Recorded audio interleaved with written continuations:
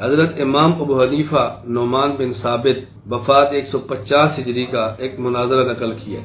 اور حضرت امام راضی فرماتے ہیں کان ابو حنیفہ رحمہ اللہ سیفا علی الدہریہ،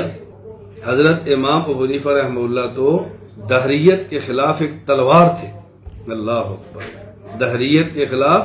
تلوار سیف بے نیام تھے، اور یہ دہریے حضرت امام صاحب رحمہ اللہ کو قتل کرنا چاہتے تھے۔ ایک دن انہوں نے دیکھا کہ امام صاحب رحمہ اللہ مسجد میں اکیلے ہیں، وہ ہجوم بنا کر آئے کہ امام ابو حنیفہ کو قتل کرتے ہیں۔ حضرت امام ابو حنیفہ رحمہ اللہ جب ان کو دیکھا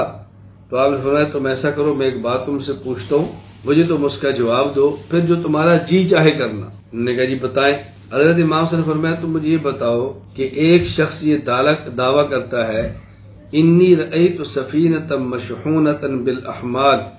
مملوءۃ من الاسقال، ایک شخص یہ دعویٰ کرتا ہے کہ میں نے سامان سے لدی ایک کشتی دیکھی ہے جس میں لوگ سوار تھے،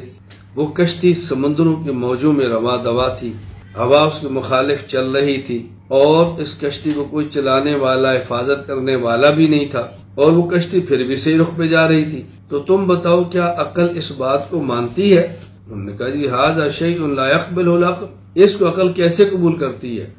تو امام صاحب رحمہ اللہ فرمان لگے سبحان اللہ یا سبحان اللہ، اذا لم یجزی فی العقل سفینۃ تجری فی البحر مستوینۃ من غیر متعاہد، اللہ، جب ایک کشتی سمندر میں بغیر چلانے والے ملاح کے نہیں چل سکتی تو یہ بتاؤ اس پوری دنیا کا نظام، روزانہ سورج کا نکلنا، پھر سورج کا ڈوبنا، پھر دن اور رات کا بدلنا، یہ سب بغیر کسی بنانے والے اور چلانے والے کے کیسے چل سکتے ہیں؟ فبکوا جمیعا وقالوا صدقت واغمدوا سیوفہم وتابوا، انہوں نے کہا وہ حنیفہ آپ سچ کہتے ہیں، وہ رو پڑے،